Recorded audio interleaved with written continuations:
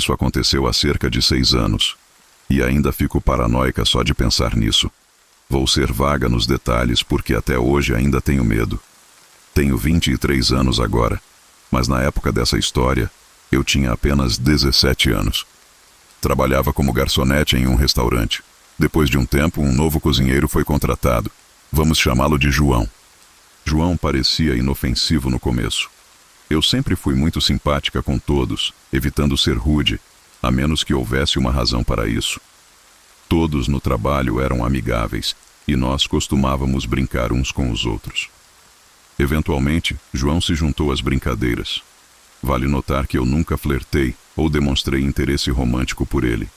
Quando brincávamos, sempre era em grupo, nunca sozinha com ele. Certa noite, após o fechamento do restaurante, fui fumar um cigarro lá fora e João também estava lá. Começamos a conversar sobre o trabalho e, em seguida, sobre multas e problemas com a lei. Eu mencionei uma multa por excesso de velocidade que tinha recebido algumas semanas antes, e como eu não sabia como iria pagá-la, já que não ganhava muito e ainda estava no ensino médio, o que me impedia de trabalhar mais horas. Algumas semanas depois, durante esse tempo, fazíamos pequenas conversas no trabalho, mas novamente, nunca flertei ou demonstrei interesse. Era dia dos namorados e estávamos lotados de clientes. Eu estava no caixa, tentando fechar uma longa fila, quando vi João parado ali, me observando. Pensei que ele estivesse esperando para bater o ponto. Então pedi para ele esperar um momento enquanto eu terminava com os clientes. Quando terminei, ele se aproximou do caixa e, de repente, me entregou uma caixa enorme de chocolates, dizendo: "Feliz Dia dos Namorados." E então foi embora. Fiquei completamente confusa. Nunca demonstrei interesse nele. Então por que ele me daria chocolates? Depois daquela noite, não o vi por cerca de uma semana, devido aos nossos turnos diferentes. Um dia, fui direto da escola para o trabalho e decidi fazer meu cabelo e maquiagem no carro, no estacionamento do restaurante. Estava quase pronta quando vi um carro parar ao lado do meu. Ouvi alguém chamando meu nome e olhei. Era João.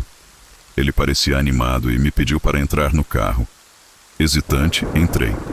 Dentro do carro, ele me entregou uma rosa artificial, daquelas que se compra em postos de gasolina, e um maço de dinheiro. Parecia uma cena de filme de tráfico de drogas. Ele me entregou o dinheiro e disse que era para pagar minha multa. Senti um peso enorme na mão ao segurar o dinheiro. Sabia que aceitar significaria que haveria expectativas em troca. Então recusei educadamente, dizendo que não poderia aceitar. As coisas ficaram estranhas depois disso. João começou a me seguir após o trabalho, ligando e enviando mensagens sem parar. Ele até apareceu no meu novo trabalho meses depois, onde descobri que ele estava tentando encontrar informações sobre mim. A situação ficou tão ruim que minha família e meu namorado tiveram que intervir, garantindo que eu estivesse sempre acompanhada. Uma noite, após o trabalho, notei um carro vermelho me seguindo. Era João. Acelerei e fui até a casa do meu avô, onde ele me confrontou. Felizmente, meu avô e meu tio estavam lá e conseguiram afugentá-lo. Depois disso, mudei de número, endereço e emprego. Nunca mais ouvi falar de João, mas o trauma ainda me acompanha.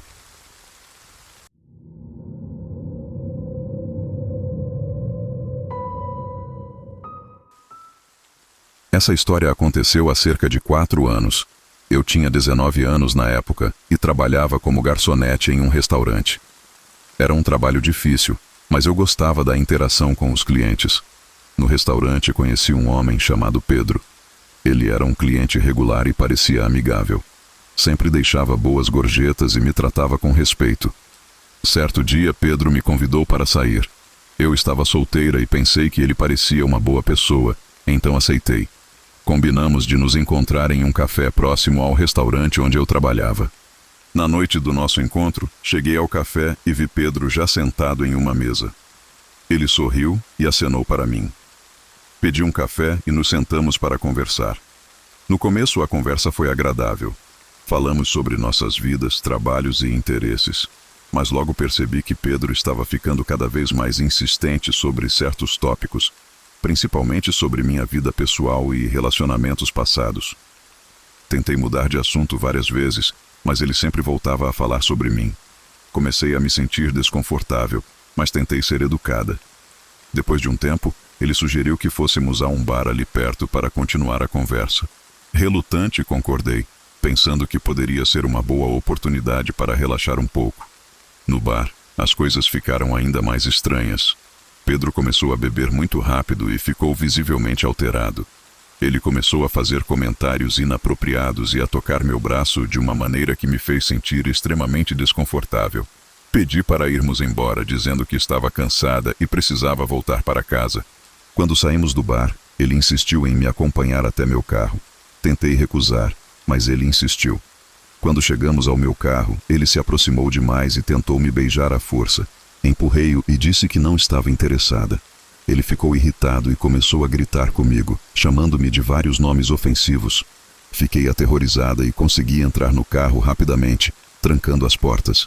Ele bateu na janela e continuou gritando, mas eu liguei o carro e saí de lá o mais rápido que pude. Dirigi direto para a casa dos meus pais e contei o que aconteceu. Eles ficaram preocupados e me aconselharam a denunciar o incidente à polícia. Na manhã seguinte, fui à delegacia e fiz um boletim de ocorrência.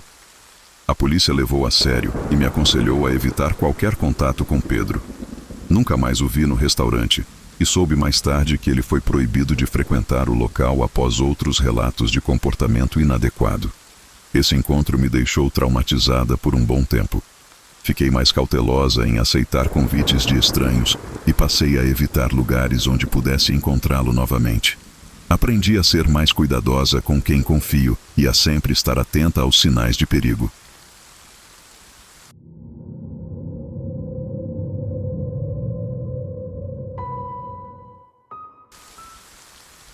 Essa história aconteceu quando eu tinha 13 anos, em 1996. Eu morava com minha família na Península Superior de Michigan, uma região remota e densamente florestada. Nossa casa ficava no topo de uma colina, a cerca de 30 minutos de carro da cidade mais próxima. Os vizinhos mais próximos estavam a 10 milhas de distância, então era um lugar bastante isolado. Uma noite, eu estava na sala de estar assistindo TV, enquanto minha família estava ocupada com suas atividades. De repente, ouvi um barulho estranho vindo do lado de fora, como o som de passos na neve. Minha primeira reação foi ignorar, pensando que talvez fosse algum animal. No entanto, o som continuou e comecei a ficar preocupada. Levantei-me e fui até a janela para olhar lá fora. Para meu horror, vi um homem parado do lado de fora, olhando diretamente para mim. Ele estava usando um casaco pesado e um chapéu, mas não consegui ver seu rosto claramente devido à escuridão e ao reflexo na janela. Meu coração disparou. Fiquei paralisada por alguns segundos, sem saber o que fazer. Finalmente, corri para a cozinha onde minha mãe estava e contei a ela o que havia visto. Ela pegou o telefone imediatamente e ligou para a polícia. Enquanto esperávamos, trancamos todas as portas e janelas da casa e apagamos as luzes. A polícia chegou em cerca de 20 minutos, mas parecia uma eternidade. Eles revistaram a área ao redor da casa, mas não encontraram ninguém. No entanto, encontraram pegadas frescas na neve, confirmando que alguém realmente esteve lá. Os policiais ficaram de vigília por um tempo e nos garantiram que a área estava segura antes de irem embora. Apesar de seus esforços para nos tranquilizar, eu estava muito assustada para dormir naquela noite. Fiquei deitada na cama, ouvindo cada pequeno som, temendo que o homem voltasse. Nos dias seguintes, meus pais foram ainda mais cautelosos, instalando novas fechaduras nas portas e janelas, e comprando um cachorro para nos alertar de qualquer intruso. Eu não conseguia tirar da cabeça a imagem daquele homem parado do lado de fora da janela, e por muito tempo evitava olhar para fora à noite. Nunca soubemos quem ele era ou o que queria. A polícia continuou a patrulhar a área por algumas semanas, mas nunca encontraram nenhuma pista adicional.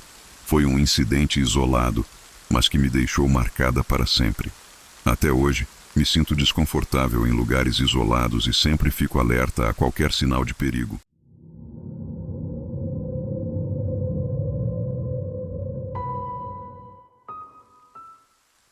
Minha mãe tinha 14 anos em 1986 quando isso aconteceu. Ela morava na China na época, com seus pais e seu irmão mais novo. Era inverno profundo, com a temperatura caindo para números negativos. E a neve caía em camadas grossas no chão. Era por volta das 10 da noite quando minha mãe terminou suas aulas. E já estava escuro. Lembre-se, na China é normal para estudantes jovens caminharem sozinhos para casa sem um responsável. Cerca de 10 minutos depois de descer do ônibus, ela começou a atravessar um velho mercado para chegar ao seu apartamento. O mercado estava completamente silencioso e deserto naquela hora da noite. Também não havia postes de iluminação ao redor. Então era difícil para minha mãe ver para onde estava indo, mas ela já havia percorrido essa rota várias vezes antes e conhecia o caminho de volta para casa. Minha mãe teve a sensação de que alguém estava à espreita na escuridão do mercado. Ela tentou ignorar, mas a apreensão persistia. Continuou a ouvir seus pés esmagando a neve branca, mas de repente parou, e quando parou, pôde ouvir um segundo par de pés esmagando a neve atrás dela. Minha mãe entrou em pânico, mas continuou em frente e fingiu que não tinha ouvido nada. Ela pensou que poderia ser outro estudante voltando para casa, o que fazia sentido. Mas isso não a impediu de andar mais rápido. Começou a acelerar o passo, e o som de passos atrás dela também começou a acelerar.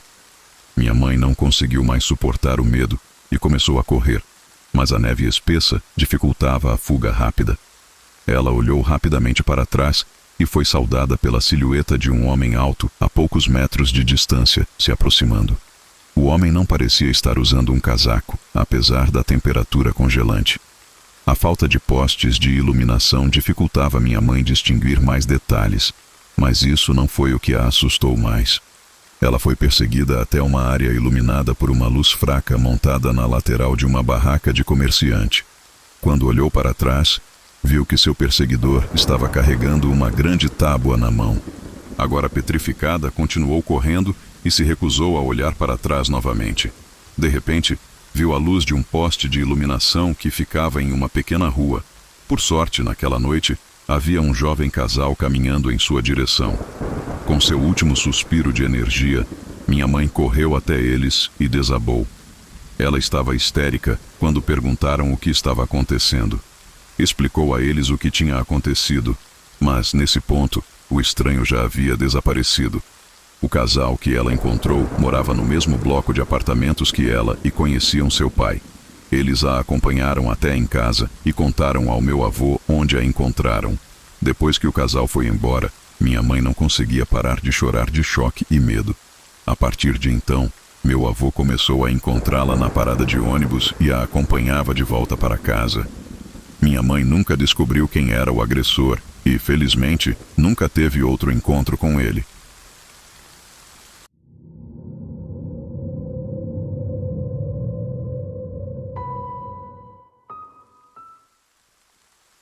O intruso da casa na estrada sem saída. No verão de 2017, meu namorado e eu estávamos visitando minha família antes que meu irmão começasse o ensino fundamental em agosto. Meus pais estavam assistindo TV em seu quarto, eu estava trabalhando em alguns deveres escolares, e meu irmão e meu namorado estavam jogando videogame no quarto ao lado. Eles gentilmente mantinham o volume baixo para que eu pudesse me concentrar na minha redação. Por volta das 8:30 da noite, de repente me lembrei de que precisava colocar gasolina no meu carro. Terminando o último parágrafo da minha redação, liguei para meus pais para avisar que sairia por alguns minutos, mas voltaria direto para casa. O posto de gasolina ficava a cerca de 10 minutos da minha casa, então eu estaria de volta em cerca de 20 minutos ou mais. Peguei minhas chaves, beijei meu namorado e saí sem dizer mais nada. Depois de 10 minutos de direção, cheguei ao posto de gasolina e estacionei na bomba mais próxima. Enquanto eu começava a encher o tanque do carro, um caminhão velho e desgastado apareceu no canto do meu olho. Virei a cabeça para olhar e notei duas figuras escuras apenas sentadas lá.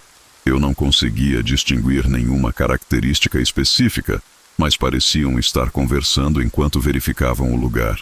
Ignorei isso e terminei de encher o tanque antes de voltar para o carro. Decidi entrar na loja para pegar alguns lanches para meu namorado.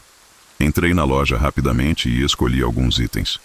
Quando terminei a compra, 2 homens usando jeans e moletons pretos invadiram a loja com armas em punho. Ambos pareciam ter cerca de 20 e poucos anos e eram bastante musculosos. "Todo mundo no chão!" gritou o primeiro homem. O caixa e todos os outros na loja obedeceram imediatamente às suas ordens. Houve alguns sussurros de pânico até que um dos homens gritou para que todos calassem a boca. Senti meu coração acelerar e meu sangue gelar. Aqueles homens estavam prestes a roubar o lugar e possivelmente atirar nos clientes ou no caixa. Rezei silenciosamente para mim mesma, pedindo que ninguém fosse morto ou gravemente ferido. Um dos homens agarrou meu cabelo. "Você levanta!" ordenou ele. Temendo por minha vida, fiz o que ele mandou.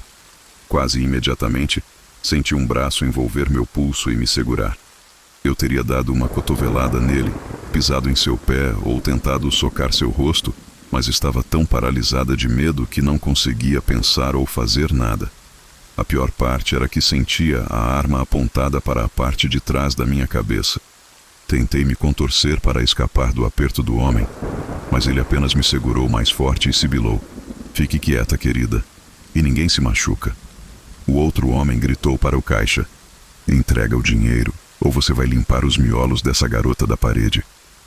Não tinha nenhuma conexão com o caixa, exceto por ser uma cliente na loja, mas pelo olhar em seus olhos, eu podia ver que ele queria me proteger de qualquer maneira que pudesse.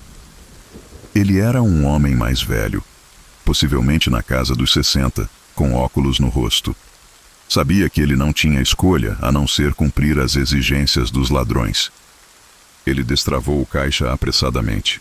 Enquanto entregava o dinheiro, senti o cano da arma pressionar contra o lado da minha cabeça e quase comecei a entrar em pânico. Me contive e apenas comecei a chorar um pouco. Minha garganta queimava por segurar o choro, tudo pelo bem de manter-me viva pelo maior tempo possível. Depois que a última nota foi para as mãos do homem, as sirenes soaram do lado de fora. O homem então enfiou o dinheiro em uma mochila e deu um soco no caixa. Fui jogada de lado, meu estômago e braço batendo na beirada do balcão antes de cair no chão. Assim que os 2 homens correram para fora, foram cercados pela polícia. Em questão de segundos, foram derrubados no chão e algemados. Ainda recuperando o fôlego, estava mais preocupada com o caixa. Me levantei e olhei por cima do balcão. Por mais que ele parecesse bem, eu podia ver que seu olho direito estava ficando roxo e seus óculos estavam quebrados no chão. "Você está bem, senhor?" perguntei, ainda fraca. "Estou meio cego no momento, mas vou ficar bem", respondeu ele. "Todo mundo está bem?" Uma voz familiar perguntou. Um dos policiais, que também era um grande amigo do meu pai, entrou na loja. "Só nós 2 talvez precisemos de atenção", disse. O oficial se virou para nós, me reconheceu imediatamente e perguntou se eu estava bem. O caixa e eu contamos tudo a ele, enquanto outros policiais eventualmente entraram e questionaram os outros clientes. Acontece que um cliente tinha se escondido no banheiro e chamado o 190 sem que os ladrões percebessem. Quando as perguntas terminaram, não consegui mais segurar as lágrimas. Não porque estava com dor, mas porque tinha acabado de suportar o momento mais assustador da minha vida. Só queria ir para casa e colocar uma bolsa de gelo no meu estômago. O caixa foi levado para fora da loja em uma maca. "Você precisa de atendimento médico?" o policial perguntou. Balancei a cabeça e chorei. "Só quero ir para casa." Quando saí da loja, notei alguns policiais investigando o caminhão que tinha visto antes. E então percebi que aquele veículo pertencia aos 2 homens. Eles estavam observando o lugar, esperando o momento certo para atacar. E eu tinha certeza de que eu era a primeira pessoa que eles viram para usar como isca. Uma viatura me seguiu até minha casa naquela noite. Eventualmente, chegamos ao meu bairro. Minha mãe correu para a casa e me abraçou. Ela continuava perguntando o que tinha acontecido, mas eu mal conseguia falar de tanto chorar. Uma vez dentro de casa, meu namorado me viu e me envolveu em seus braços, segurando-me até que eu me acalmasse. O amigo do meu pai chegou logo depois e explicou o que aconteceu no posto de gasolina. Após a saída dos policiais, estava deitada no sofá, assistindo TV com uma bolsa de gelo no estômago. Meu irmão entrou e perguntou o que aconteceu, mas sabia que ele precisava dormir logo. Então prometi que contaria na manhã seguinte. Ainda estava bastante abalada com o que aconteceu e não queria assustá-lo. Então, fiz uma promessa a mim mesma de nunca mais ir a certos lugares à noite.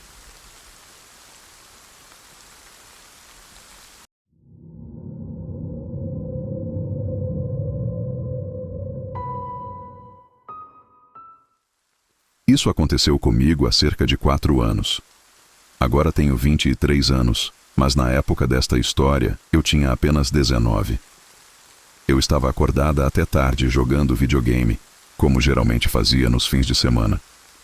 Lembro-me claramente de que estava chovendo naquela noite, uma tempestade bastante intensa. O vento lá fora estava a cerca de 80 km/h e a chuva caía forte. Estava preocupada com a possibilidade de a energia acabar, pois isso era algo comum sempre que havia tempestades. Depois de algumas horas jogando, comecei a sentir fome, então fui para a cozinha fazer um lanche. Eu moro em uma comunidade de trailers, então cada casa fica bem próxima uma da outra. Enquanto estava fazendo um sanduíche, ouvi alguns estalos vindo de fora. A princípio, pensei que fosse trovão, mas então ouvi mais alguns estalos. Olhei pela janela ao lado da porta dos fundos, que estava voltada na direção dos ruídos. Não consegui ver muita coisa além da luz fraca emanada de um poste de luz próximo, que iluminava a rua atrás da minha casa. Pensando que fosse apenas a tempestade, terminei de fazer meu lanche, desliguei todas as luzes e voltei para o meu jogo. Cerca de 10 minutos depois, tive a impressão de ter ouvido um barulho vindo da porta da frente. Eu tinha uma luz de movimento que acendia com qualquer movimento mínimo perto da minha varanda da frente. Então olhei pela janela do meu quarto e pude ver o brilho da luz vindo da varanda. Tendo ouvido o barulho e agora vendo a luz acesa, sabia que algo ou alguém tinha disparado o sensor. Eu estava sozinha em casa e comecei a ficar um pouco assustada. Caminhei pela casa escura até a porta da frente. A porta tinha uma janela em forma de diamante no centro, então me abaixei para evitar ser vista. Lentamente, levantei a cabeça e espiei pela janela, mas não vi nada. Abri a porta e saí na noite chuvosa, mas ainda não vi nada. Voltei para dentro e tranquei a porta atrás de mim. Enquanto voltava para o meu quarto, vi as luzes vermelhas e azuis piscando de um carro de polícia passando pela janela da porta dos fundos. Fui até a porta e vi pelo menos 3 carros de polícia parados na rua. Não sabia o que estava acontecendo, mas pude ver 2 policiais conversando com alguém que morava em um dos trailers naquela rua. Observei por um tempo, até me cansar e voltar para o meu quarto. Só no dia seguinte vi no noticiário algo que me aterrorizou profundamente. Os barulhos que ouvi na noite anterior eram, na verdade, tiros. De acordo com a polícia, foi um negócio de drogas que deu errado. 2 homens foram mortos a tiros, executados de forma brutal. Um homem foi baleado na cabeça e o outro foi atingido várias vezes no peito enquanto estava sentado em uma cadeira. A polícia acreditava que isso estava relacionado a gangues. Um dos homens foi identificado depois que um membro da família o relatou como desaparecido, e a outra vítima era o proprietário do trailer, que havia marcado um encontro com os traficantes. Sem querer, acabei testemunhando uma parte disso. Contei à polícia o que vi e ouvi, e eles concordaram que o assassino provavelmente estava procurando um lugar para se esconder e acabou escolhendo minha casa, achando que estava vazia. Se eu não tivesse ouvido os barulhos na varanda, ele poderia ter arrombado a porta e eu poderia ter sido a próxima vítima. Isso me assusta até hoje.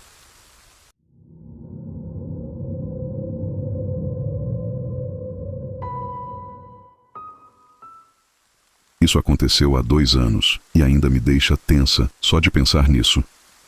Meu marido, eu e nossa filha de 2 anos nos mudamos para o Tennessee para recomeçar a vida. Estávamos todos exaustos após uma longa viagem e só queríamos colocar os colchões no lugar. Meus pais, que já moravam no Tennessee, estavam nos ajudando a descarregar. Naturalmente, todos os vizinhos do nosso complexo de apartamentos saíram para nos cumprimentar. Foi quando conhecemos Ben. Desde o início, senti uma vibração estranha vindo dele. Nossa filha, que até hoje é muito amigável com estranhos, se escondeu atrás do meu marido e visivelmente se encolheu. Fizemos uma conversa educada, mas focamos mais em descarregar nossas coisas do que em conversar com os novos vizinhos. Mais tarde, meu pai me disse que, em um momento, voltou ao caminhão e viu Ben olhando fixamente para nossa filha. Meu pai o chamou a atenção, e quando Ben negou, meu marido acabou mandando ele se afastar de nós. Naquela noite, meu marido e eu ainda estávamos organizando nossas coisas enquanto nossa filha passava a noite na casa dos meus pais. Era cerca de 10h30 da noite quando ouvimos uma batida na porta. Achando que era a pizza que eu tinha pedido, meu marido abriu a porta, mas lá estava Ben. Ele perguntou se precisávamos de ajuda. Sua aparição àquela hora da noite, mesmo para um vizinho amigável, era assustadora. Antes que pudéssemos mandá-lo embora, ele exigiu um cigarro. Não só ele era um esquisito total, como agora estava sendo rude. Nenhum de nós fumava, e quando dissemos isso, ele ficou um pouco irritado. Começou a gritar e a berrar com meu marido, batendo na parede. Esse cara era desequilibrado. Felizmente, nosso senhorio morava do outro lado e veio mandá-lo embora. Enquanto Ben se afastava, nosso senhorio explicou que ele era um incômodo residente e sofria de problemas mentais, mas que no geral era inofensivo, desde que tomasse seus remédios. Sim, porque é exatamente isso que você quer ouvir na sua primeira noite em um novo lugar. Depois disso, a vida meio que seguiu seu curso e nos acomodamos sem mais interrupções. Tínhamos horários malucos e às vezes trabalhávamos em turnos noturnos. Eu chegava em casa por volta da meia-noite e via Ben parado do lado de fora dos prédios de apartamentos, sempre me olhando. Eu o ignorava, principalmente porque estava cansada demais e queria ir para a cama. Ele sempre pedia cigarros e eu repetia que não fumava. Meu marido disse que ele fazia o mesmo com ele. Mudamos nossos horários de trabalho apenas para despistar Ben um pouco, e no começo funcionou. Mas Ben começou a nos importunar durante o dia nos nossos dias de folga. Levávamos nossa filha ao parque ou às montanhas. Uma vez, Ben pediu para ir conosco, dizendo que era ótimo com crianças e que podíamos confiar nele sozinhos com nossa filha. Eu realmente deveria ter deixado meu marido dar um soco nele naquele momento. Quando voltamos, ele estava sentado na nossa vaga de estacionamento, dizendo que estava garantindo que ninguém estacionasse nela. Ele então tentou abraçar nossa filha, que gritou e se agarrou a mim como se sua vida dependesse disso. Levei-a para dentro de casa enquanto meu marido finalmente explodiu e deu uma bronca nele, mandando-o nos deixar em paz. Contamos ao senhorio, mas ele usou a desculpa dos problemas mentais novamente. Olha, eu entendo que a doença mental nunca é fácil de lidar, mas ele estava constantemente assediando e aterrorizando nossa filha, e tínhamos o dever de proteger nossa família. Chegou ao ponto de nossa filha não querer sair de casa porque o homem mau estaria lá fora, olhando para ela. Ameaçamos romper nosso contrato de aluguel se algo não fosse feito. Comecei a conversar com meus outros vizinhos e todos pareciam ter a mesma experiência. Um dos vizinhos me contou que ele e outro vizinho viram Ben olhando fixamente para algumas das meninas jovens que usavam maiôs e shorts curtos na piscina comunitária e o expulsaram de lá. Relataram isso ao senhorio, mas nada foi feito. Depois de um mês, as coisas se acalmaram. Ben não foi mais visto lá fora. Na verdade, ninguém o viu mais. Achamos que ele se mudou ou algo assim. Boa viagem, pensamos. Estávamos pensando em nos mudar para a casa dos meus pais enquanto economizávamos dinheiro para uma casa de verdade. Uma noite cheguei do trabalho mais cedo. Meu marido estava fora da cidade por causa do trabalho e meus pais tinham levado nossa filha para visitar a família. Decidi jogar Saints Row 4 e relaxar depois de um turno de 11 horas. Estava imersa no jogo quando alguém bateu na porta. Era cerca de 10 da noite. Se alguém estivesse vindo tão tarde, teria ligado ou mandado uma mensagem antes. Levantei para ver quem era, mas antes de chegar à porta, ela começou a tremer violentamente. Então ouvi Ben gritando: "Abra essa porta, maldita!" As batidas pesadas se transformaram em ele arremessando seu ombro contra a porta. Ele estava gritando como um louco. Peguei meu telefone e a faca mais afiada que tínhamos na cozinha e me escondi no armário. Clichê, eu sei, mas se ele conseguisse entrar, pelo menos haveria alguma distância entre nós. Chamei o 911 e disseram que outros vizinhos também tinham ligado. Só depois de ouvir as sirenes pararem e vozes gritando lá fora, senti-me segura para sair. Abri a porta e vi um policial imobilizando Ben no chão. O senhorio estava gritando com o policial para soltá-lo e até o empurrou. Ambos acabaram sendo presos. Eu dei meu depoimento e todos os meus vizinhos confirmaram o que eu disse, acrescentando suas próprias experiências. Minha doce vizinha da igreja ligou para meu marido e meus pais para contar o que estava acontecendo e até me deixou ficar com ela e sua família naquela noite. Mas depois do que aconteceu, eu não consegui dormir. Fiquei pensando que a qualquer momento ouviria os gritos e batidas de Ben novamente. Acontece que Ben era um criminoso sexual registrado. Rumores diziam que o senhorio sabia disso, mas ignorava porque a família de Ben lhe dava dinheiro extra para deixá-lo ficar lá. Por isso, nada foi feito sobre seu comportamento. Isso me deixa doente. Ben realmente tomava remédios, mas estava sem tomá-los há meses. Ele tentou dizer aos policiais que nossa filha era dele e que nós a sequestramos, e que eu estava tendo um caso com ele. Loucura, né? A última coisa que ouvi foi que Ben foi internado em uma instituição. Não sei se foi uma prisão ou um hospital psiquiátrico. O senhorio foi demitido e praticamente expulso da cidade. Boa viagem. Nos ofereceram 3 meses de aluguel grátis pelo transtorno, mas isso foi o ponto final para nós. Vendemos a maioria de nossos pertences e nos mudamos para a casa dos meus pais. Estou feliz em dizer que agora temos uma casa e nossa filha não tem mais medo de sair. E sim, verificamos todos os nossos vizinhos para garantir que não há mais pontos vermelhos.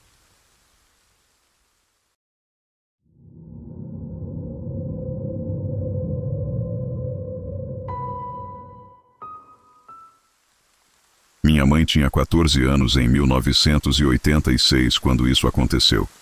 Ela morava na China na época com seus pais e irmão mais novo. Era inverno e a temperatura caiu para níveis negativos. A neve caía em camadas espessas no chão. Eram cerca de 10 da noite quando minha mãe terminou suas aulas, e a essa hora já estava escuro. Vale lembrar que na China é normal para jovens estudantes voltarem para casa sozinhos, sem um pai ou responsável. Cerca de 10 minutos depois de descer do ônibus, ela começou a caminhar por um antigo mercado para chegar ao seu apartamento. O mercado estava completamente quieto e deserto àquela hora da noite. Também não havia postes de luz ao redor. Então era difícil para minha mãe ver claramente por onde estava indo. No entanto, ela já havia feito esse trajeto várias vezes antes, então estava familiarizada e sabia o caminho de volta para casa. Minha mãe teve a sensação de que alguém estava à espreita na escuridão do mercado. Ela tentou afastar essa sensação, mas a apreensão persistiu. Ela continuou a ouvir os passos dela esmagando a neve branca, mas de repente parou. Ao fazer isso, pôde ouvir um segundo par de passos atrás dela. Minha mãe entrou em pânico, mas continuou em frente, fingindo que não tinha ouvido nada. Ela pensou que poderia ser outro estudante voltando para casa. Esse pensamento fazia sentido, mas não impediu que ela acelerasse o passo. Os passos na neve atrás dela também começaram a acelerar.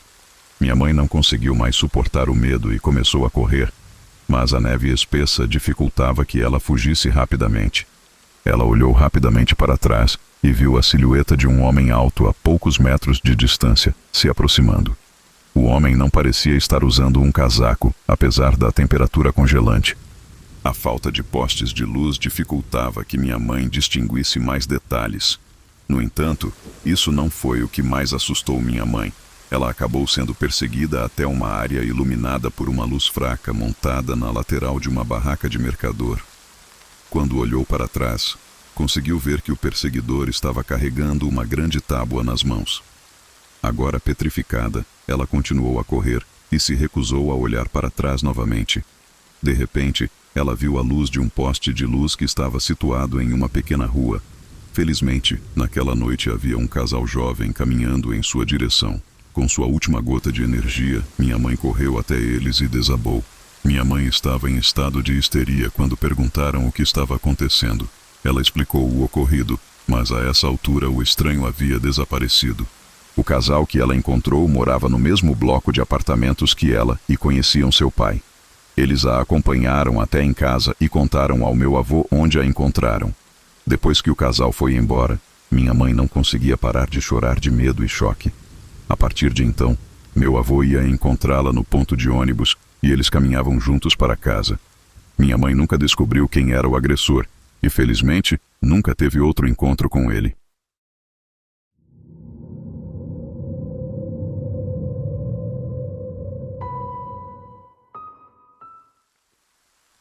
No verão de 2017, meu namorado e eu estávamos visitando minha família antes que meu irmão começasse o ensino médio em agosto. Meus pais estavam assistindo TV no quarto. Eu estava trabalhando em um dever de casa e meu irmão e meu namorado estavam jogando videogame na sala ao lado. Eles foram gentis o suficiente para manter o volume baixo para que eu pudesse me concentrar no meu ensaio. Por volta das 8:30 da noite, de repente lembrei que precisava colocar gasolina no meu carro. Terminando o último parágrafo do meu ensaio, liguei para meus pais para avisar que sairia por alguns minutos e que voltaria direto para casa. O posto de gasolina ficava a cerca de 10 minutos da minha casa, então eu voltaria em cerca de 20 minutos. Peguei minhas chaves, dei um beijo de despedida no meu namorado e saí sem dizer mais uma palavra. Após 10 minutos de direção, cheguei ao posto de gasolina e parei na bomba mais próxima. Enquanto começava a encher o tanque do meu carro, um caminhão velho e desgastado apareceu no canto do meu olho. Virei a cabeça para olhar e notei duas figuras escuras sentadas lá. Não consegui distinguir nenhuma característica, mas parecia que estavam conversando enquanto verificavam o local. Ignorei isso e terminei de encher meu tanque antes de voltar para o meu carro. Decidi entrar na loja para pegar alguns lanches para meu namorado. Entrei rapidamente e escolhi alguns itens.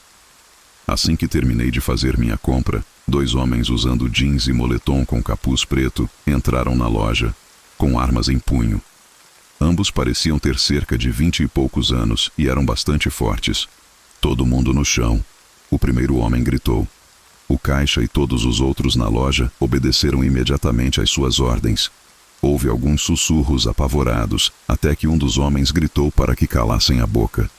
Senti meu coração acelerar e meu sangue gelar. Aqueles homens estavam prestes a roubar o lugar e possivelmente atirar nos clientes ou no caixa.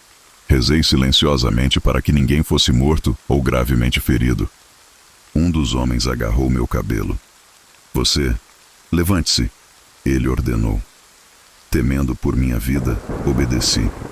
Quase imediatamente, senti um braço envolver meu pulso e segurá-lo. Eu teria dado uma cotovelada nele, pisado em seu pé ou tentado socar seu rosto, mas estava tão paralisada de medo que não conseguia pensar ou fazer nada. O pior de tudo foi sentir o cano da arma apontado para a parte de trás da minha cabeça. Tentei me contorcer para escapar do seu aperto, mas ele apenas me segurou mais forte e sussurrou.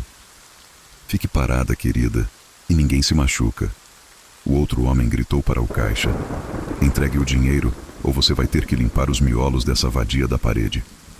Eu não tinha conexão com o caixa de nenhuma forma, exceto por ser uma cliente na loja. Mas eu podia ver pelo olhar em seus olhos que ele queria me proteger de qualquer forma possível. Ele era um senhor mais velho, possivelmente na casa dos 60 anos, com óculos no rosto. Sabia que ele não tinha escolha, a não ser cumprir suas exigências. Ele destrancou o caixa às pressas. Enquanto entregava o dinheiro, senti o cano da arma pressionar o lado da minha cabeça e quase comecei a surtar. Me controlei e comecei a chorar um pouco. Minha garganta queimava de tanto segurar o choro, tudo para manter-me viva o máximo de tempo possível. Assim que a última nota foi entregue ao homem, sirenes soaram do lado de fora. O homem então guardou o dinheiro em uma mochila e deu um soco no caixa. Fui então jogada de lado, meu estômago e braço atingindo a borda do balcão antes de cair no chão. Assim que os 2 homens correram para fora, foram cercados pela polícia em questão de segundos. Foram derrubados e algemados. Ainda estava recuperando o fôlego, mas estava mais preocupada com o caixa. Me arrastei e olhei por cima do balcão. No geral, ele parecia estar bem, embora eu pudesse ver que seu olho direito estava ficando roxo. Seus óculos estavam quebrados no chão. O senhor está bem? Perguntei fracamente, ainda sentindo dor no estômago. Estou um pouco cego no momento, mas vou ficar bem, respondeu ele. Está todo mundo bem? Uma voz familiar perguntou. Um dos policiais, que também era muito amigo do meu pai, entrou na loja. Só nós dois aqui talvez precisemos de atenção, respondi. O oficial se virou para nós e me reconheceu imediatamente, perguntando se eu estava bem. Eu e o caixa contamos tudo enquanto outros policiais eventualmente entraram e questionaram os outros clientes. Acontece que um cliente tinha se escondido no banheiro e chamado o 911 sem que os ladrões percebessem. Depois de terminar o interrogatório, não consegui mais segurar. Comecei a chorar desesperadamente, não por estar com dor, mas porque tinha acabado de passar pelo momento mais assustador da minha vida. Só queria voltar para casa e colocar uma bolsa de gelo no meu estômago. O caixa foi levado para fora da loja em uma maca. "Você precisa de atendimento médico?" o policial perguntou. Balancei a cabeça e choraminguei. "Só quero ir para casa." Enquanto saía da loja, notei alguns policiais investigando o caminhão que tinha visto antes. E então percebi que aquele veículo pertencia aos 2 homens. Eles estavam observando o local, esperando o momento certo para atacar, e tenho certeza de que eu fui a primeira pessoa que viram para usar como isca. Um carro de polícia me seguiu até em casa naquela noite. Eventualmente, chegamos ao meu bairro. Minha mãe correu para fora da casa e me abraçou. Ela continuava perguntando o que tinha acontecido, mas eu mal conseguia falar de tanto chorar. Uma vizinha doce e religiosa ligou para meu namorado e meus pais para avisar o que estava acontecendo, e até me deixou ficar com ela e sua família naquela noite. Mas depois do que aconteceu, não consegui dormir. Continuei pensando que a qualquer momento ouviria os gritos enlouquecidos de Ben e as batidas violentas na porta. Acontece que Ben era um criminoso sexual registrado. Rumores diziam que a senhoria sabia disso, mas fingiu não saber, pois a família de Ben dava dinheiro extra para que ele pudesse ficar lá. É por isso que nada nunca foi feito sobre seu comportamento. Isso me enoja.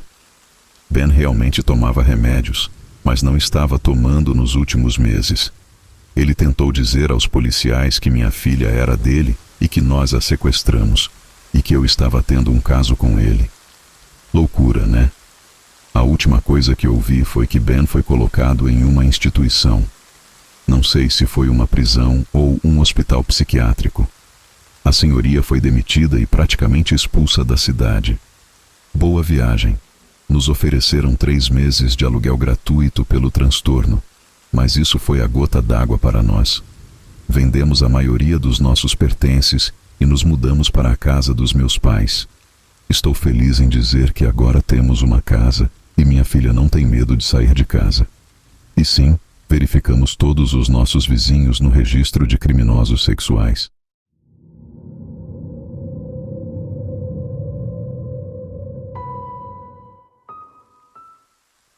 Esta é a história do meu pai, de cerca de 35 anos atrás.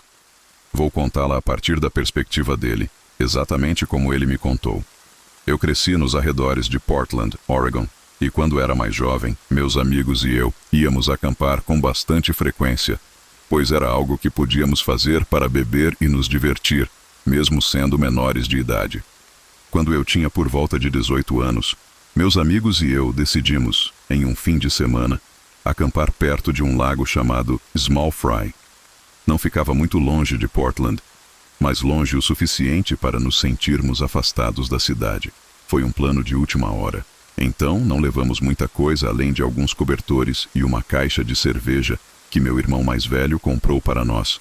Depois da escola, na sexta-feira, partimos. Chegando lá, encontramos uma área desmatada onde podíamos estacionar o carro facilmente. Inicialmente, fizemos uma pequena fogueira e bebemos algumas cervejas, mas logo nos entediamos e decidimos nadar à meia-noite. A área onde estacionamos não ficava perto de uma trilha oficial para o lago, mas era apenas cerca de 800 metros de distância e sabíamos em que direção seguir. Meus 3 amigos e eu estávamos um pouco alterados, pois éramos novatos na bebida naquela idade. Decidimos entrar na floresta em direção ao lago. Isso foi nos anos 80, então não tínhamos celulares com mapas para conferir o caminho.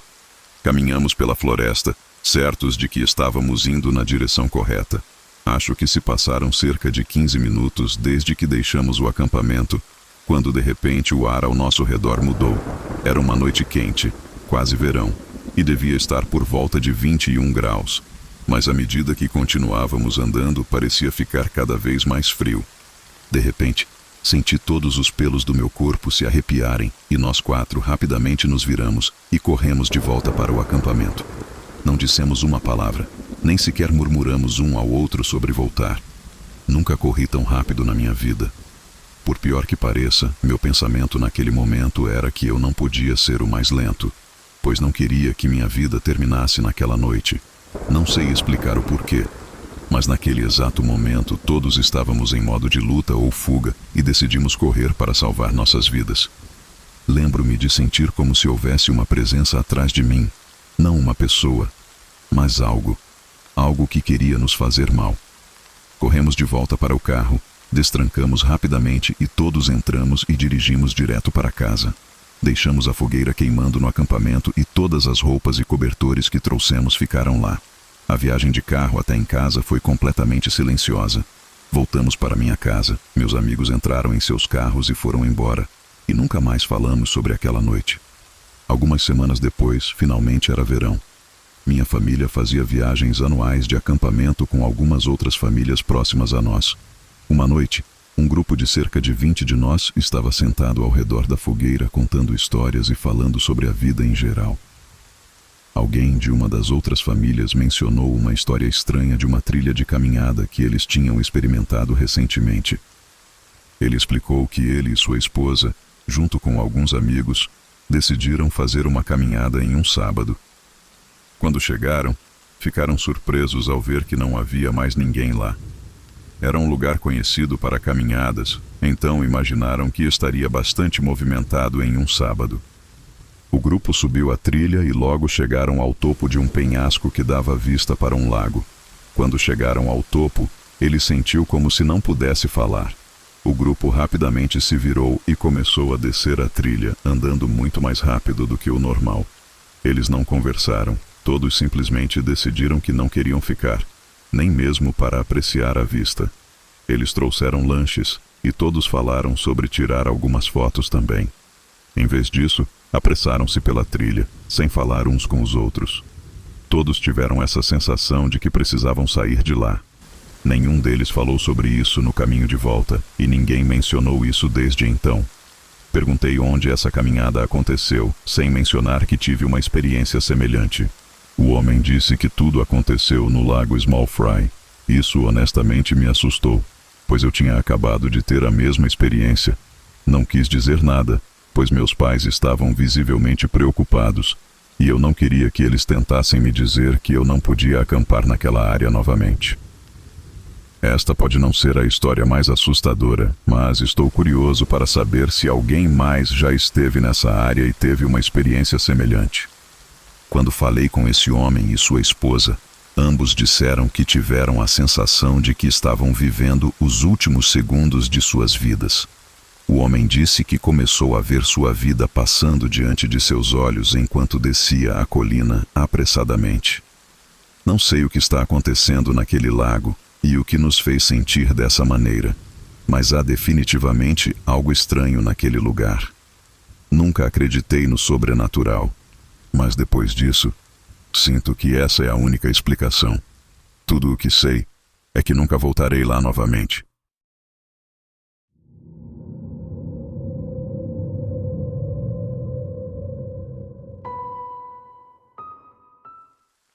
Eu cresci na Península Superior de Michigan. Minha família se mudou para lá quando eu tinha cerca de 6 meses de idade. Nasci originalmente em uma pequena cidade chamada Mount Clemens, que é a mesma cidade onde Dean Cain, da série As Aventuras de Lois e Clark, nasceu. Suponho que essa seja minha maior reivindicação à fama. Michigan é um estado bastante único, devido à sua posição na fronteira norte dos Estados Unidos e na fronteira sul do Canadá. Aqueles de nós que nascemos em Michigan geralmente permanecem lá, e ninguém nunca viaja para a minha região. Não há realmente como apenas passar por lá, e estamos cercados pelos grandes lagos, se isso fizer sentido. Com exceção das grandes cidades, o estado é coberto principalmente por florestas. Eu tive algumas experiências estranhas vivendo na Península Superior, mas nenhuma mais estranha do que a que estou prestes a contar. Morávamos no topo de uma colina, A cerca de 30 minutos de carro da cidade mais próxima. Nossos vizinhos mais próximos ficavam a cerca de 16 quilômetros de distância. Era tranquilo, poucos, se é que havia. Veículos passavam pela nossa casa. Desenvolvi um medo estranho de veículos subindo a colina. Parecia que você podia ouvi-los a quilômetros de distância. Claro, havia outras pessoas que moravam na nossa estrada, mas esse não era um lugar para forasteiros usarem como atalho. Nem sequer tínhamos nomes para nossas estradas. Todas eram designadas por números. Quando fiquei mais velho, não ficava muito animado ou assustado quando veículos passavam durante o dia. Eu conhecia a maioria dos carros e caminhões que nossos vizinhos distantes dirigiam. Quando a noite chegava, bem, isso era outra história. Eu podia ver os faróis cortando a janela do meu quarto e iluminando minhas paredes como uma espécie de pintura ameaçadora. É um sentimento difícil de descrever, mas na minha mente jovem, sentia que ninguém tinha motivos para dirigir por uma estrada tão remota depois do anoitecer. Na época, eu tinha cerca de 13 anos. O ano era 1996. Nossa família tinha acabado de adquirir internet, algo incrível naquela época. Por algum motivo, meu pai instalou uma porta de vidro deslizante na parede próxima ao local onde o computador ficava. Naquela época, o computador era o centro da nossa casa. Ao contrário de hoje, onde cada membro da família tem seu próprio computador, além de 1 bilhão de outros gadgets no bolso. Ter a porta de vidro aberta para a paisagem do campo enquanto usava o computador era realmente agradável. Apreciei isso por cerca de 2 dias antes de uma das coisas mais estranhas que já vi acontecer. Eu estava acordado até tarde em uma noite de sábado, no computador, como de costume naquela época. Provavelmente estava mexendo nas salas de chat do Yahoo, ou talvez jogando Myst. Então eu ouvi. Na verdade, senti primeiro. O baixo ronco de um motor de caminhão se aproximando lentamente pela estrada principal. O caminhão passou pela nossa casa e depois parou. O medo esquecido que mencionei anteriormente voltou como um trem de carga. Nada de bom viria de um caminhão suspeito dirigindo pela nossa estrada a 1h da manhã. O que vi a seguir gravou-se na minha mente. Ainda consigo lembrar com clareza. O caminhão parou bruscamente. Um homem abriu rapidamente a porta do passageiro e correu para o lado do motorista. Tudo isso aconteceu longe demais para eu dar uma descrição física detalhada, mas pude perceber que o passageiro era muito maior do que o motorista. Ele usava um colete acolchoado, jeans e um daqueles bonés de caminhoneiro. Ele agarrou o motorista e o arrastou para fora do caminhão, depois o empurrou contra a caçamba. Parecia que ele estava dando ordens ao motorista, gesticulando para abrir a caçamba. Quando o motorista hesitou, o passageiro entregou-lhe uma pá. O passageiro então apontou para um ponto na beira da estrada, atrás do caminhão. O motorista começou a cavar freneticamente onde o passageiro apontou. Ele cavou por cerca de 3 a 4 minutos. Depois olhou para o passageiro, e os dois trocaram algumas palavras que não consegui ouvir. O passageiro então tirou algo da caçamba do caminhão. Só posso descrever como um saco de dormir fechado com um corpo dentro. O passageiro caminhou até a cova rasa e jogou o saco dentro. Os dois homens fizeram uma tentativa pobre de cobrir o buraco antes de saírem apressadamente. Você pode estar se perguntando, você foi lá ver o que eles enterraram? E a resposta é exatamente o que você esperaria. Claro que fui. E essa é a parte mais assustadora de todas. Quando fui até a estrada na manhã seguinte, o buraco estava vazio. Eu sabia o que tinha visto. Havia até as marcas dos pneus da noite anterior. Mas o que quer que eles tenham jogado no buraco, não estava mais lá. Olhei para o lado oposto do local do enterro e fiquei horrorizado ao ver pegadas na terra, levando diretamente para a floresta. Não tinha ideia do que pensar. Reprimi essa memória por muito tempo e só queria fingir que nunca aconteceu. Além de alguns amigos próximos, nunca contei isso a ninguém.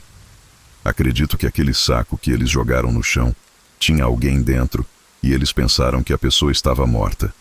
No entanto, com base no que vi na manhã seguinte, eles estavam errados. Você pode atribuir tudo isso à imaginação adolescente, se quiser, mas mantenho o que digo. Há algumas coisas neste mundo que você nunca será capaz de explicar. E mesmo que pudesse, provavelmente não gostaria da resposta.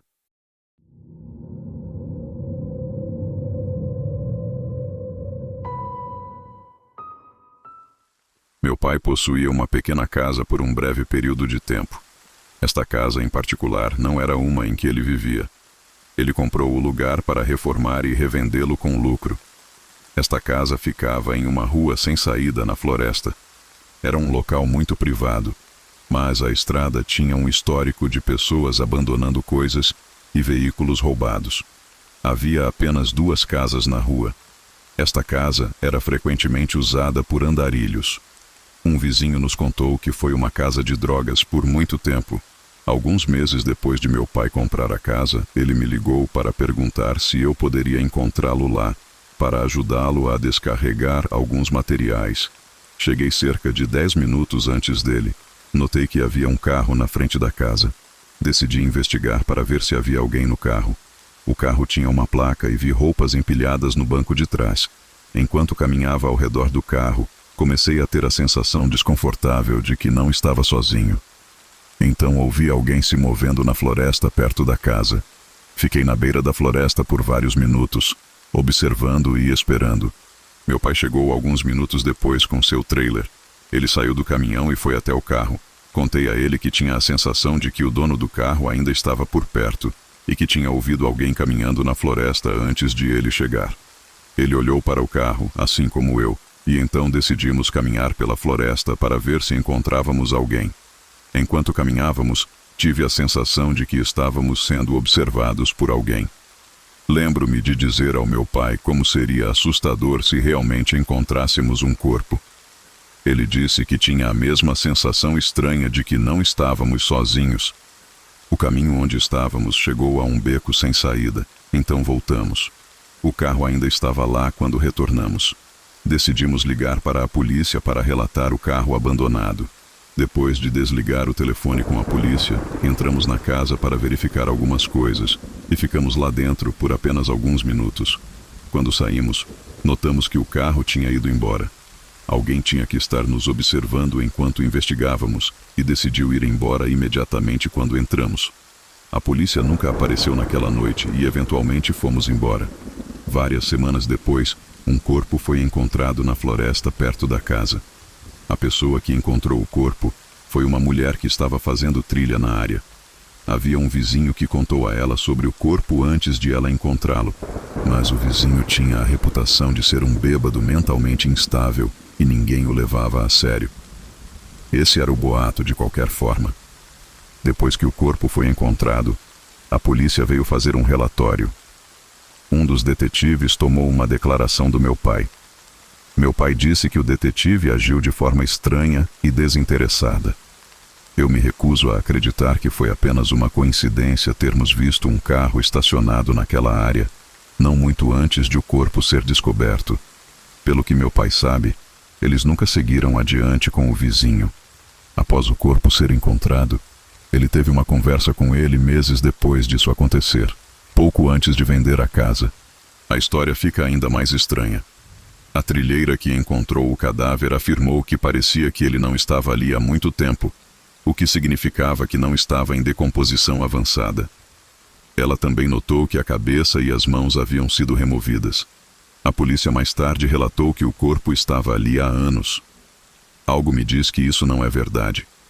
Se o corpo realmente estivesse ali há anos, teria sido nada além de um monte de ossos e carne em decomposição. Isso simplesmente não faz sentido. Também me pergunto o que poderia ter acontecido comigo ou com meu pai, se tivéssemos encontrado o dono do carro naquele dia.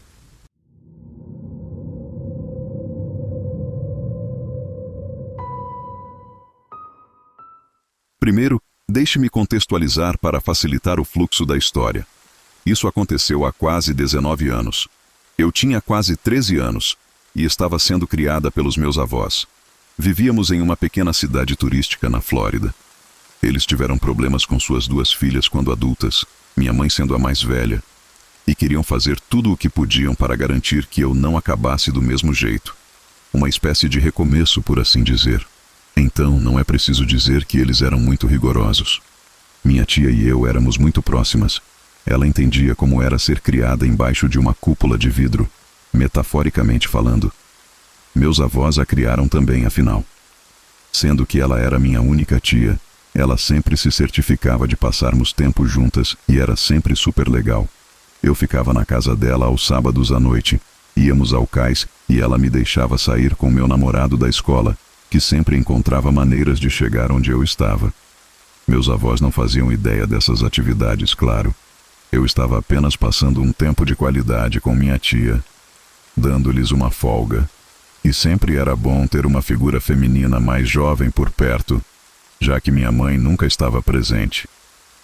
Uma noite, enquanto estávamos nos divertindo, minha tia conheceu um cara e eles realmente se deram bem. Ele era muito simpático e se apresentou para mim. Ele se chamava Júnior, e a princípio era meio charmoso e um bom conversador. Eles trocaram números depois de um tempo juntos, e então fomos para casa e fomos dormir. Eles acabaram saindo mais algumas vezes, e minha tia parecia realmente gostar de Júnior. Ele a levou para sua casa, apresentou-a a seu pai e mostrou suas terras. Eu vivi nesta cidade por 30 anos, e até hoje não saberia dizer exatamente onde era. Estive lá apenas uma vez. Ele estava ensinando minha tia a atirar. Lembro-me de seu ombro balançando com o impacto do tiro e ela se surpreendendo. Ele tinha essas roupas estranhas de dança flamenca em seu armário e tudo parecia inofensivo. Quero dizer, todo mundo tem suas peculiaridades. Talvez cerca de 2 semanas depois, estávamos no cais novamente. Estávamos perto dos telefones públicos, conversando sobre o que deveríamos fazer naquela noite e o que comer. Júnior e minha tia estavam nos seus 30 anos. Por mais que ela me amasse, imagino que havia vezes em que eu atrapalhava. Enfim, estávamos no cais e ele começou a falar sobre como ele tinha analgésicos e até me ofereceu um. Eu recusei, claro, e disse que tinha uma alta tolerância à dor com um grande sorriso. Ele então perguntou se podia ver por si mesmo, garantindo que não iria realmente me machucar, que estava apenas tentando se divertir. Esse desgraçado torceu meu braço até eu ouvir um estalo. Comecei a chorar e ele riu dizendo: "Oh, querida, eu estava só brincando. Você disse que tinha uma alta tolerância. Acho que sou mais forte do que pensei que fosse." Ele pediu desculpas, dizendo que não havia necessidade de arruinar a boa noite que estávamos tendo. Fui ao escritório privado do cais, que meu avô gerenciava, ainda chorando. Minha tia entrou e me disse que também achava aquilo muito errado e que falaria com ele sobre isso. Ela voltou para fora e ele perguntou o que ela estava planejando para aquela noite. Ela disse que não tinha certeza se eu ficaria com ela, com o que acabara de acontecer. Eu estava choramingando para ir para casa. Estava chateada por ela não ter dado um soco nele por ter me machucado. Ele disse que ela deveria encontrá-lo sob a ponte do pôr-do-sol, às 2 da manhã, do outro lado da cidade. Disse que as estrelas eram lindas e que se ouvisse com atenção, poderia até ouvir os peixes nadando. Disse que adoraria ver isso com ela e que poderiam dançar sob a lua. Todos nós éramos de uma família de pescadores e até moramos em uma cidade de pesca por um tempo. Então atividades de pesca sob uma ponte tarde da noite não necessariamente levantavam bandeiras vermelhas.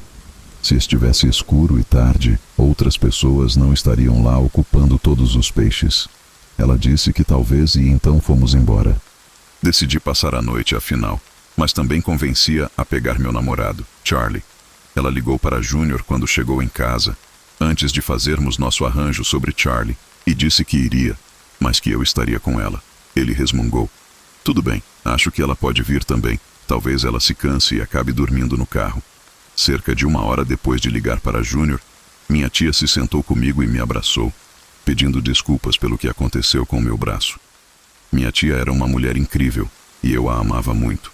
Ela então ligou de volta para Júnior e disse que não se preocupasse, que pegaria Charlie e eu teria meu próprio entretenimento e eles poderiam ter seu tempo juntos. Ele então entrou em uma fúria, começando a xingar sobre como tudo estava complicado agora e que ele só queria um encontro íntimo com ela, não uma maldita reunião familiar. Continuou reclamando sobre não querer ter que cuidar de uma criança de 13 anos e seu namorado de 14 anos. Ele desligou depois de chamá-la de maluca. Confusa, minha tia desligou o telefone e me contou o que aconteceu. Continuamos nossa noite com pizza e PlayStation e as coisas ficaram bem. Ele a ligou algumas vezes mais e continuou aparecendo em casa por algumas semanas.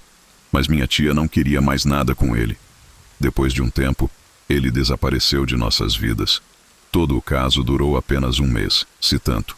No geral, essa não foi a experiência mais louca que minha tia teve com um homem. Júnior foi logo esquecido e continuamos com nossas vidas. 2 anos depois, estava quase saindo da escola. Minha tia havia se mudado para uma cidade a cerca de 60 quilômetros de distância. Eu ainda vivia com meus avós, que continuavam tão rigorosos como sempre. Um dia, meu amigo Frank e eu perdemos o ônibus para casa e ligamos para nossa boa amiga do ensino médio, Darla, para nos buscar e nos levar para casa. Depois de andar um pouco, ela tinha uma caminhonete vermelha incrível e eu adorava andar nela, aproveitando a liberdade e o vento. Eles estavam fumando cigarros e rindo enquanto ouviam música. O tempo que eu passaria no ônibus antes da minha parada era o suficiente para passar no drive-thru do Taco Bell.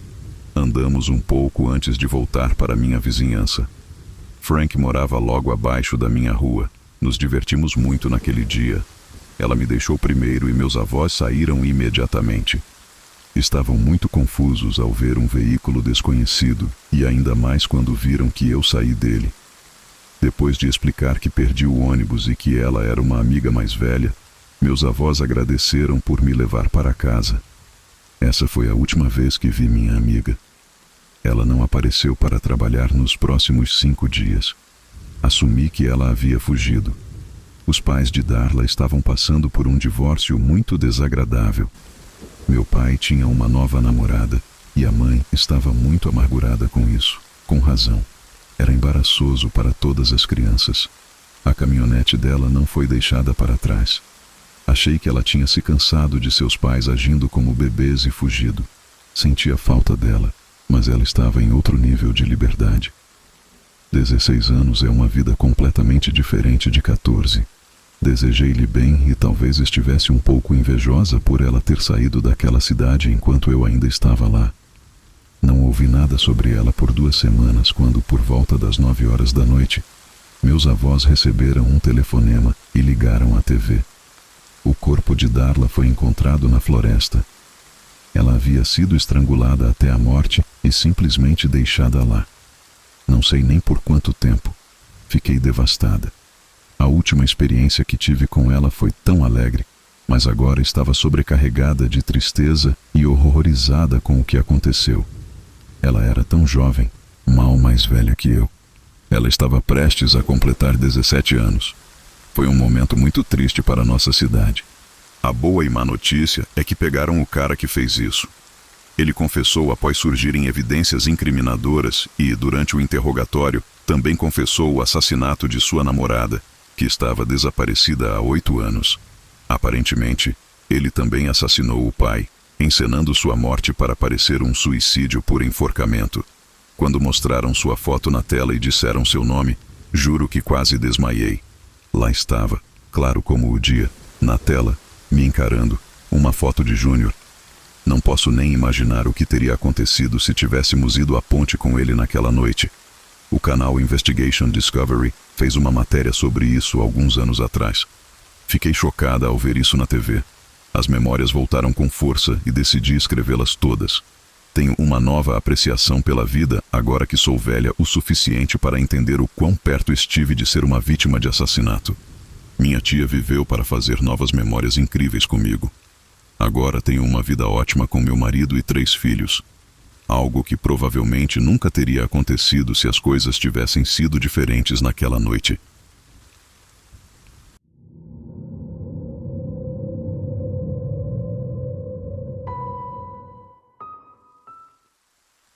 Eu só quero começar dizendo que para tornar esta história mais fácil de entender, vou precisar usar muitos diálogos.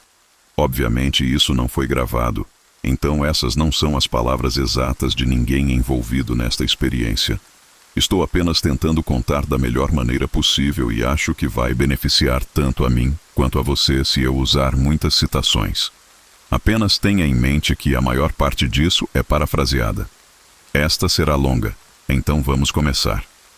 Escrevi isso às 2 da manhã e estou com coronavírus, então peço desculpas antecipadamente. Isso aconteceu em 2015, quando eu tinha 16 anos e ainda morava na minha cidade natal, Uma pequena cidade de praia esquecida no meio do nada, tão remota que provavelmente nem é conhecida pelas áreas ao redor. Basicamente, há apenas 3 coisas que você pode fazer lá como um adolescente: ir ao cinema, nadar ou ir a um lugar patético chamado Miller's Fun Park. É relativamente semelhante a muitos parques recreativos, só que muito pior. Tem um arcade ruim com máquinas de skee-ball quebradas, gaiolas de rebatida que provavelmente não são usadas desde o início dos anos 80, um campo de mini-golfe patético e os karts mais perigosos que você provavelmente já viu na vida. Sério, o Miller's Fun Park fica na beira de um campo. No lado oposto do campo, a cerca de 5 quilômetros de distância, fica a praia, e do outro lado da única rua, há uma floresta. Se nossa cidade estava no meio do nada, o Miller's era praticamente na lua. De qualquer forma, entrando na história, minha prima Emma e eu decidimos, numa noite de verão, que queríamos andar de kart. Eram cerca de 10 da noite, então sabíamos que estaria quase deserto, mas era assim que gostávamos. Eu a peguei na casa dela e fizemos a longa viagem até lá. Quando chegamos e estacionamos no estacionamento quase vazio, saímos do carro e pagamos pelos ingressos dos karts. Não havia ninguém, exceto alguns garotos no arcade e um cara que parecia ter uns 60 anos, sentado em um banco perto das gaiolas de rebatida. Emma e eu não demos atenção e fomos para a pista de kart. Como disse, esses karts eram incrivelmente perigosos. Então a única coisa em que me concentrei foi garantir que não derraparia e capotaria enquanto corríamos pela pista sinuosa. É por isso que não percebi o cara se aproximando da cerca, e porque não o notei nos observando, até pararmos nas pistas após nossa última volta. Ele estava parado do outro lado da cerca, bem onde eu estacionei. Ele me olhou com uma expressão extremamente perturbadora, um sorriso estranho exibido em seus lábios rachados, enquanto seus olhos escuros brilhavam. Consegui retribuir um sorriso desconcertante e entreguei outro ingresso ao cara que estava cuidando dos karts, que claramente estava chapado. Então saímos de novo. Desta vez, não consegui me concentrar. Esse cara assustador estava me dando a pior sensação. Meus olhos continuavam encontrando o caminho para a cerca de metal onde ele estava parado, imóvel, nos observando toda vez que estávamos à vista dele. O que mais me incomodava era que só tínhamos 3 ingressos. Estávamos na penúltima corrida e ele estava parado diretamente ao lado do portão de saída. Eu estava rezando para que ele se movesse antes de terminarmos, mas claro que isso não aconteceu. Nossa última volta veio e foi, e não tive escolha a não ser parar ao lado dele, desabotoar meu cinto de segurança e sair do kart. Olhei para Emma, a alguns metros de distância, tentando ver se ela estava tão assustada quanto eu, mas ela não parecia notar enquanto saltitava até mim, gabando-se de como tinha me vencido nas 2 últimas vezes. Eu mal estava ouvindo. Abri o portão e o cara se colocou na nossa frente assim que estávamos saindo. "Oi", ele disse. Sua voz era seca e cheirava a cigarro. "O que você está fazendo aqui sozinho?" Seus olhos se dirigiram para Emma, que estava olhando para o cara com confusão e irritação. "O quê?" Ela disse, passando pelo portão para ficar ao meu lado. "É tão tarde", disse ele com um tom tão faminto quanto seus olhos. Ele me lembrou uma cobra. "Seus pais sabem que você está fora?" Respondi rapidamente. "Sim, eles estão esperando por nós, na verdade. Então, provavelmente devemos ir." Isso era uma mentira e provavelmente soou como tal pelo meu tom, mas tentei passar por ele de qualquer maneira. Isso não funcionou. Ele agarrou meu ombro para me manter na frente dele. "Não, eu vi vocês entrarem aqui sozinhas." Meu coração caiu no estômago. "Você está indo embora? Posso acompanhá-las até o carro." Ele começou a se aproximar de mim e olhei para Emma em busca de ajuda. Com um movimento rápido, ela me puxou para trás dela e começou a medir o cara. Isso foi bem estúpido, pois éramos pequenas e, embora ela fosse alguns centímetros mais alta do que eu, nenhuma de nós estava perto da altura dele. Esse homem tinha facilmente 2 metros, mas Emma não parecia se importar. "Na verdade, estávamos indo para o arcade", ela disse duramente. "O namorado dela vai nos encontrar lá." Eu tinha um namorado na época, mas ele não estava vindo. Ele nem estava na cidade, e ela sabia disso. O rosto do cara mudou imediatamente. Seu sorriso desapareceu e ele agora me olhava com um olhar de irritação. E eu me senti encolher. Namorado? Ele disse grosseiramente. Emma não me deu chance de responder. Ela me pegou pelo braço e me arrastou para o arcade. Os garotos de antes já tinham ido embora e a garota que costumava trabalhar lá não estava em lugar algum. Ainda assim, parecia mais seguro do que lá fora. Corremos para o fundo e nos escondemos atrás da máquina de garras. O que diabos vamos fazer? Deixei meu telefone no carro. Sussurrei. Eu também. Ela disse, tapando o rosto com a mão. Teremos que correr até o carro. Você está louca? Ele provavelmente está esperando por nós no estacionamento. E o cara que cuida dos karts? Podemos pedir para ele nos acompanhar até o carro. Apenas balancei a cabeça. Ele está tão chapado quanto o Everest agora. Não quero arriscar correr até o guichê por nada. Então não temos escolha. Ela se levantou, me puxando com ela. Vamos. Engoli em seco, querendo chorar. Nunca tinha estado tão assustada antes. Havia algo tão perturbador naquele cara lá fora. Saímos do arcade olhando para ver se ele estava por perto. O parque agora estava absolutamente deserto. Emma praticamente teve que me arrastar até a saída. Eu estava olhando em todas as direções, esperando que o cara saísse da floresta ou algo assim e saltasse sobre nós, mas ele não apareceu. Pegue suas chaves, instruiu Emma, e eu as tirei do bolso. Estávamos a cerca de 6 metros do meu carro quando parei de repente. O que foi? Ela sussurrou. Olhei para o carro, as chaves na mão. Foi então que tive a horrível realização de que nunca o havia trancado. Emma, eu não tranquei o carro. O quê? E se... Parei, mas ela sabia o que eu estava tentando dizer. Ela começou a se aproximar do carro e eu a segurei pelo braço para detê-la, mas ela se afastou. Vou só dar uma olhada. Se eu disser para correr, você corre. Sua voz estava baixa. Assenti em resposta. Eventualmente, ela se aproximou o suficiente para ver dentro, mas pelo jeito que ela estava apertando os olhos, sabia que estava escuro demais para ver qualquer coisa. Meu coração estava batendo fora do peito. E se ele estiver lá? E se ele pular? E se ele tentar nos estrangular como nos filmes? Todos esses pensamentos quase abafaram o som inconfundível de sapatos batendo contra o pavimento. Minha cabeça girou instantaneamente, e lá estava ele, correndo em nossa direção a toda velocidade. Gritei como nunca antes e corri para o carro, tentando abrir a porta, e então percebi que o havia trancado. Emma já estava do outro lado, gritando para eu destrancar. Tropecei nas chaves, mas consegui não deixá-las cair enquanto destrancava a porta. Abria e praticamente me joguei dentro. Mal consegui fechar a porta quando ele chegou, batendo com os punhos na janela e gritando incoerentemente. Eu estava soluçando a essa altura e mal consegui trancar as portas quando ele tentou abrir a maçaneta com toda a força. Emma estava gritando para eu ir. E, em meio às lágrimas, enfiei a chave na ignição e dei ré. Ele ainda estava nos perseguindo e gritando enquanto eu dava ré no estacionamento e acelerava o mais rápido que podia.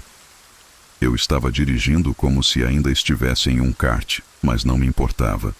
Mal conseguia ver a estrada através das lágrimas, e Emma teve que agarrar o volante várias vezes para nos impedir de bater, antes que eu recuperasse a compostura.